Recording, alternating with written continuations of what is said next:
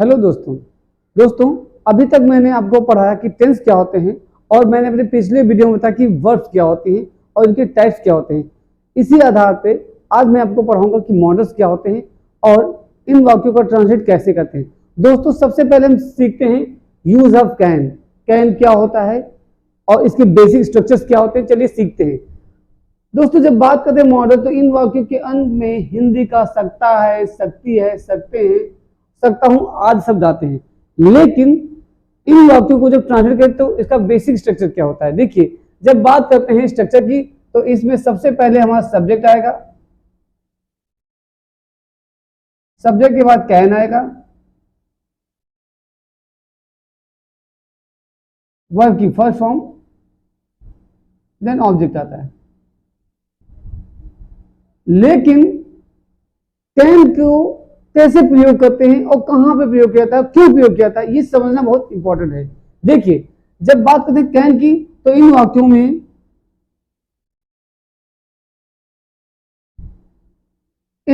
में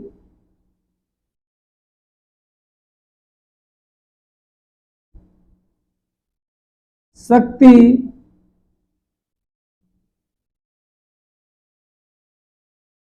सामर्थ्य, योग्यता एंड साहस को बताया जाता है।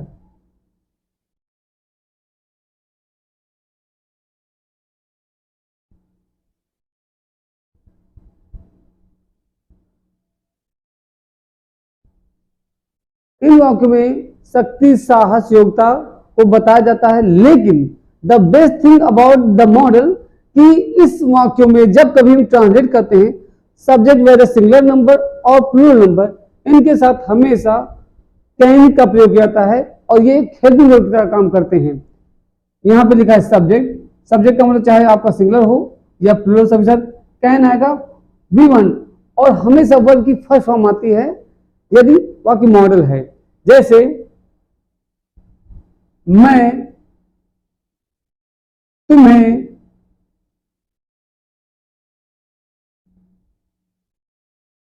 अंग्रेजी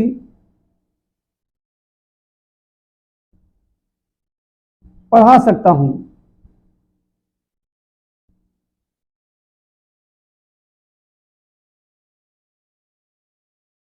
यहां पे जो वाक्य का सब्जेक्ट है वो मैं है और इसकी क्या अगर देखा जाए तो ये योग्यता है।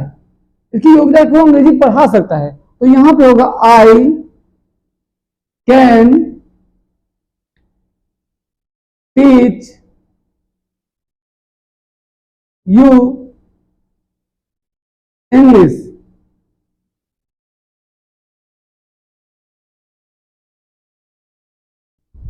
I can teach you English. Second, वह इंग्लिश बोल सकती है। यहां पे वो पढ़ सकती थी, अब मैं सब्जेक्ट बोल रहा हूं कि वह अंग्रेजी बोल सकती है। कैसे?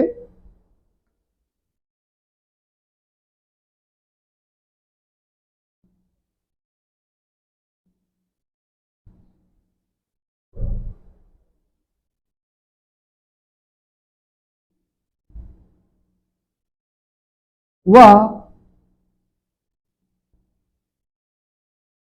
अंग्रेजी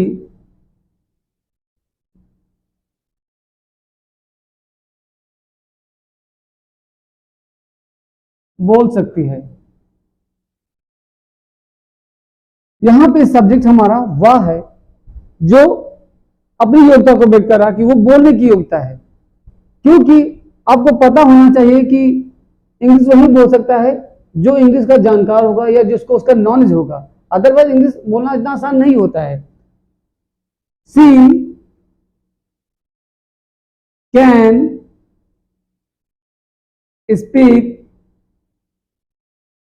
इंग्लिश।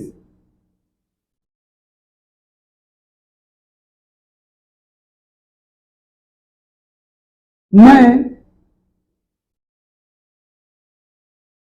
तुम्हें कंप्यूटर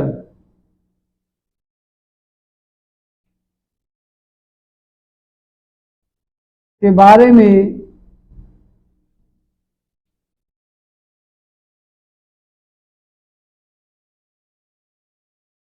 सब कुछ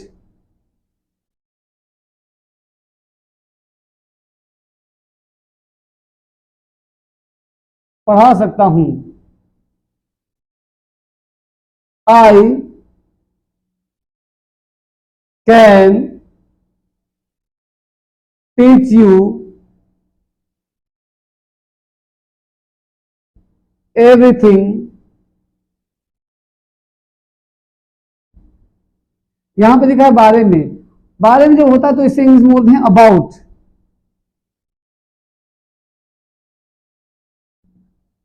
कंप्यूटर।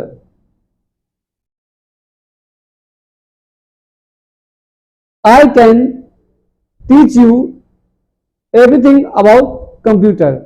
अगर यहीं पे होता बता सकता हूं तो हम यहां पे लिखते tell. I can tell you everything about computer, लेकिन यहां पे लिखा है पढ़ा सकता हूं, तो पढ़ाने को हमेशा बोलते हैं टीच। नेक्स्ट सेंटेंस है हमारा,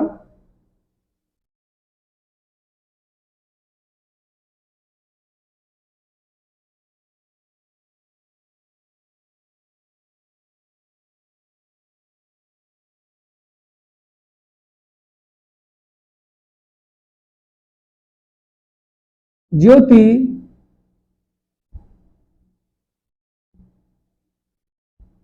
डांस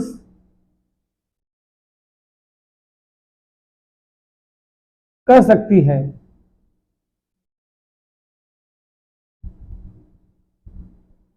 ज्योति डांस कर सकती है। ज्योति कैन डांस। इस तरह से दोस्तों सब्जेक्ट आपका चाहे सिंगुलर नंबर हो या प्लूरल नंबर हो, हम सभी के साथ कैन का प्रयोग करते हैं और उसके बाद हमारी वर्ब चेंज होती थी और हम सेंटेंस बना सकते हैं। जैसे वह यहां आ सकती है तो ट्रांसलेट करेंगे सी कैन कम। मैं वहां जा सकता हूं, आई कैन गो देयर। तुम कुछ भी ले सकते हो, यू कैन टेक एनीथिंग। मैं उसे कुछ भी पढ़ा सकता हूं, आई कैन टीच हिम या एवरीथिंग। इस तरह से आप देख रहे हैं कि हमारा सब्जेक्ट चेंज हो रहा है और वर्ब चेंज हो रहा है। हेल्पिंग हमारी सेम रहती है जो कि कैन होती है। अब सीखते हैं निगेटिव क्या होते हैं और इनको हम ट्रांसलेट कैसे करते हैं। आइए देखते हैं बेसिक स्ट्रक्चर।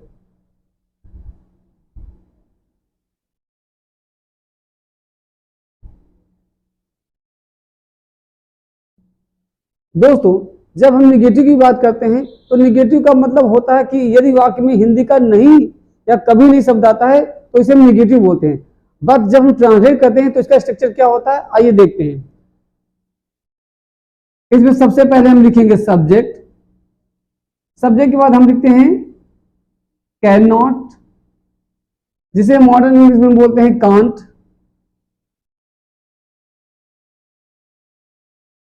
देन वर्ब की फर्स्ट फॉर्म,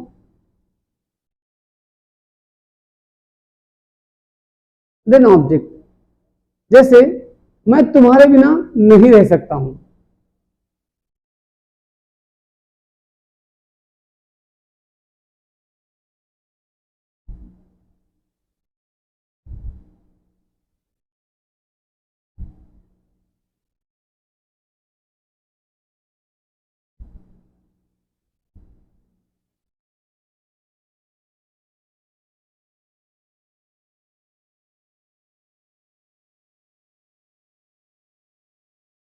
मैं तुम्हारे बिना नहीं रह सकता हूं।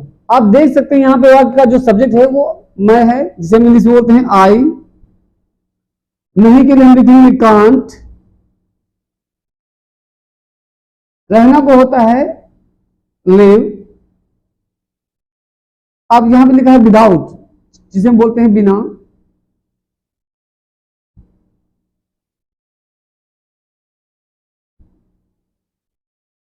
आई can't live without you. In the same way आजकल देखा होगा गर्मी बहुत चल रही है, लोग पंखे कूलर के बिना नहीं रह पा रहे हैं। तो अगर हम कहें कि मैं लाइट के बिना नहीं रह सकता हूं, तो यहां पे क्योंकि लाइट गर्मी में बहुत इंपॉर्टेंट चीज होती है, आई कान लिव विदाउट लाइट या without electricity. In the same way way AC के बिना नहीं रह सकते हैं, they can't live without AC.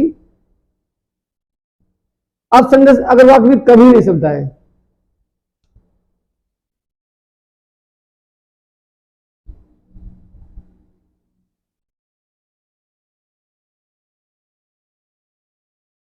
दोस्तों अगर वाक्य में कभी नहीं शब्द आता है तो जब हम ऐसे वाक्य को ट्रांसलेट करते हैं तो जहां पे हम कान का प्रयोग करते हैं हम वहां पे कैन के बाद नेवर का प्रयोग करेंगे, कान का प्रयोग नहीं करते हैं। सब्जेक्ट, इसके बाद कैन, नेवर, वर्ब की फर्स्ट फॉर्म,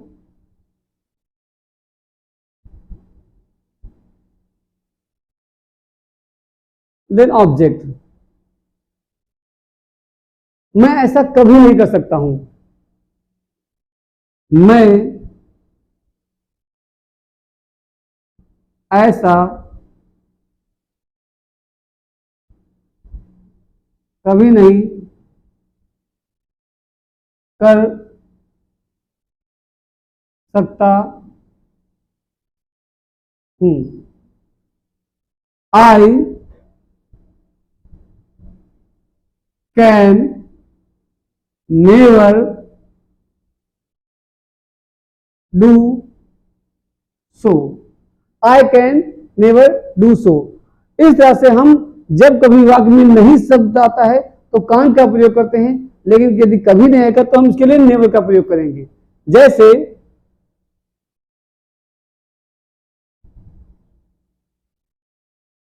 वह वहां तुम्हारे बिना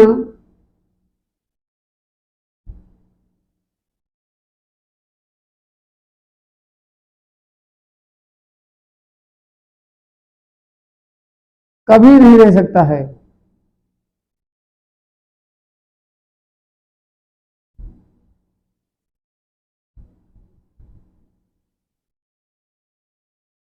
वह वहां तुम्हारे बिना कभी नहीं रह सकता है, तो इसका ट्रांसलेट होगा he can never live there without you. इस तरह से हम दोस्तों इसकी निगेटिव सेंटेंस बनाते हैं। चलिए सीखते हैं इंट्रोगेटिव। इंट्रोगेटिव क्या होता है और इसके बेसिक स्ट्रक्चर क्या होते हैं, चलिए सीखते हैं।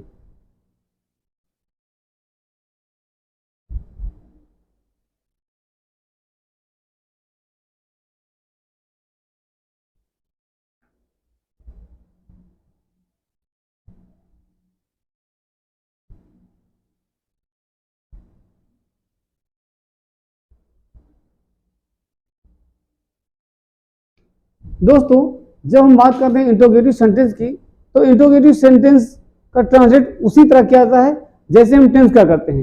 टेंस में क्या होता था, टेंस में हम on the basis of subject and number के अनुसार हम उसकी हेल्पिंग वर्ब लाते थे, लेकिन मॉडल में जो हमारी हेल्पिंग वर्ब होती है वो कैन होती है। सबसे पहले सीखते हैं फर्स्ट टाइप इंट्रोगेटिव सेंटेंस और इनको हम कैसे ट्रांसलेट करते हैं, चलिए सीखते हैं।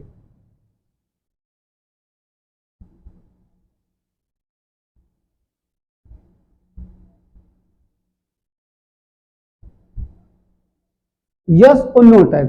दोस्तों जब बात करते हैं यस और नो टाइप, यदि क्या वाक्य के प्रारंभ में आए तो हम क्या के लिए वार्ड का प्रयोग नहीं करते हैं, बल्कि टेंस के या मॉडल के नंबर के अनुसार उसकी हेल्पिंग वर्ब को लिखते हैं। लेकिन जब बात करते हैं मॉडल, तो इसमें सब्जेक्ट हमारा चाहे सिंगुलर नंबर हो या प्लूरल नंबर हो, सभी के साथ हम कैन का प्रयोग करते हैं। जैसे क्या तुम मुझे इसके बारे में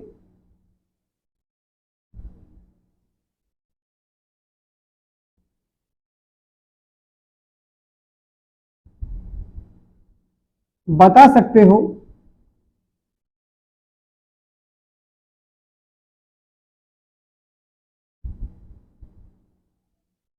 देखिए यहां पे लिखा है क्या, तो मैंने आपको बताया था यदि फर्स्ट टाइप इंट्रोगेटिव सेंटेंस होगा तो उस इसमें हम सबसे पहले हेल्पिंग वर्ब बुलाते हैं और ये हमारी हेल्पिंग वर्ब होगी can. Can you tell me about it and then question word. Can you tell me about it. दूसरा, क्या तुम मेरे बिना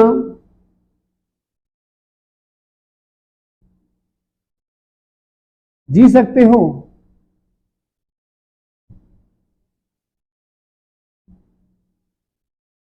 यहां पे सब्जेक्ट हमारा तुम है, लेकिन मैंने आपको बताया है कि जब हम मॉडल बनाते हैं तो उसमें सब्जेक्ट के नंबर से मतलब नहीं होता है, हमें मतलब होता है कि उसकी हेल्पिंग वर्ब से। तो यहां पे आएगा कैन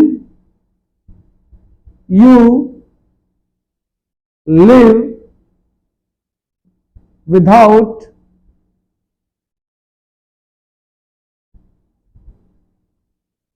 मी।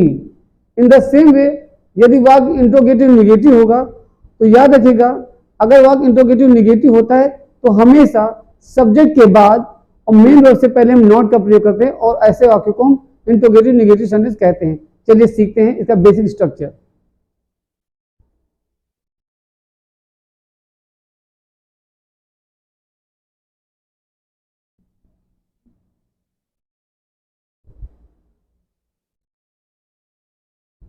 क्या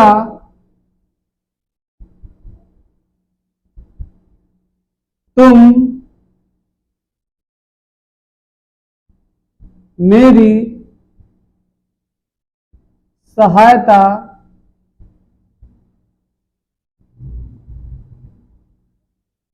नहीं कर सकते हो।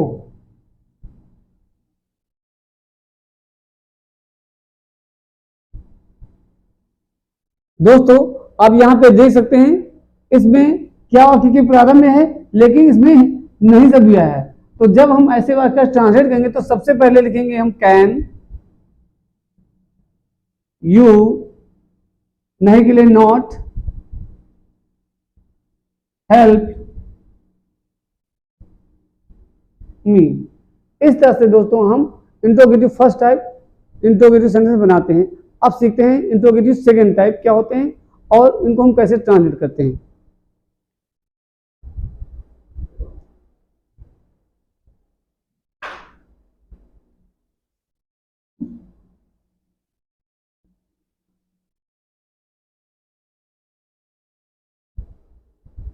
दोस्तों जब बात करते हैं हम सेकंड टाइप इंट्रोगेटिव सेंटेंस की, तो जो इंट्रोगेटिव सेकंड टाइप होते हैं इन वाक्यों में हिंदी का क्या, कहाँ, कैसे, कौन, कब आदि सब वाक्य के बीच में आते हैं।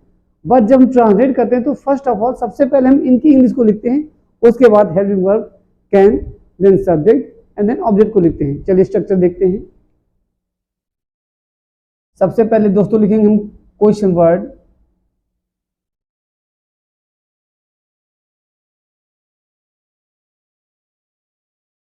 कैन, सब्जेक्ट,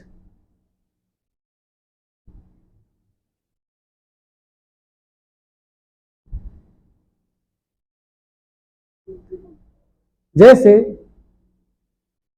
मैं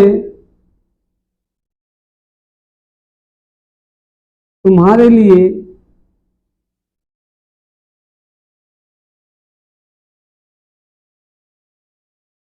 क्या कर सकता हूं।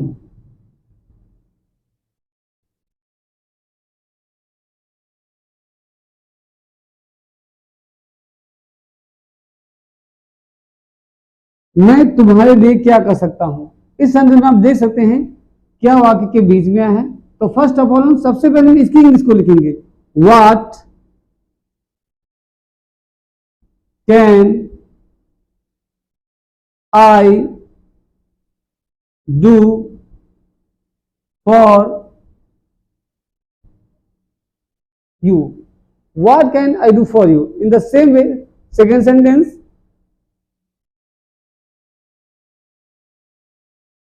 मैं तुम्हारे बिना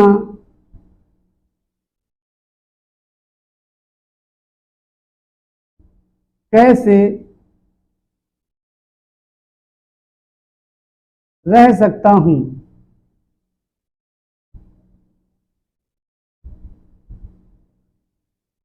मैं तुम्हारे बिना कैसे रह सकता हूं जब तुम मेरी जिंदगी हो।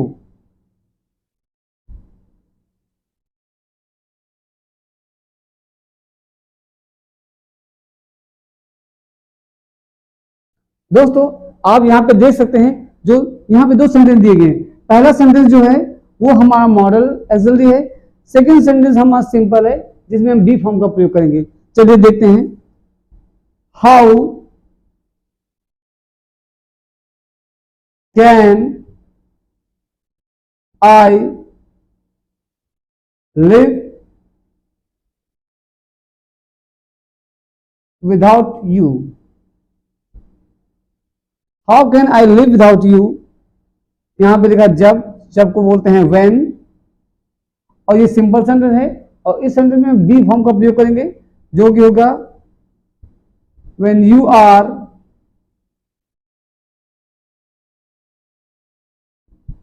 माई लाइफ। इस तरह से आप देख सकते हैं दोस्तों, यदि क्या कहां कैसे वाक्य के बीच में आता है तो सबसे पहले हम इनकी इंग्लिश को लिखते हैं। अब सीखते हैं यदि वाक्य इंट्रोगेटिव निगेटिव हो तो इसका ट्रांसलेट हम कैसे करेंगे।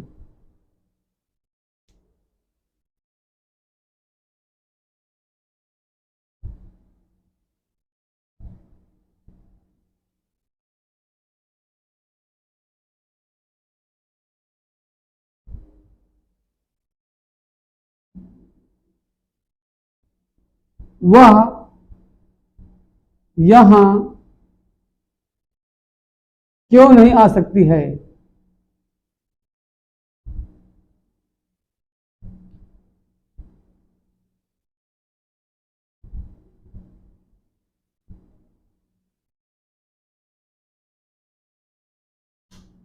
वह यहां क्यों नहीं आ सकती है। इस सेंटेंस में आप देख सकते हैं, सबसे पहले हम क्यों की लिखेंगे। वाई कान, अगर हम चाहें तो यहां पे कांट लिख सकते हैं। जब कांट लिखेंगे तो हम सब्जेक्ट का प्रयोग करेंगे, लेकिन यदि हम कांट का प्रयोग ना करें तो हम यहां पे लिखेंगे why can she not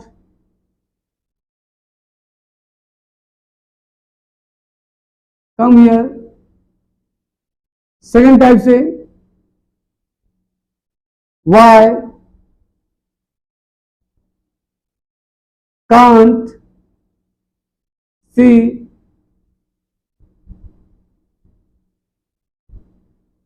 come here. इस तरह से हम इंट्रोगेटिव नेगेटिव सेंटेंस बनाते हैं। मुझे पूरा विश्वास है कि मैंने जो आपको अभी तक पढ़ाया है वो आपको समझ में आएगा, और जो चीज आपको नहीं आती है उसको आप डिटेल वाइज रिवाइज करके पढ़ते रहें, ताकि आप इसके बारे में बहुत सी चीजें सीख सकें। मिलते हैं हम अपने अगले वीडियो में, जिसमें मैं आपको पढ़ाऊंगा कि कुड का प्रयोग क्या होता है। Till then, thank you so much.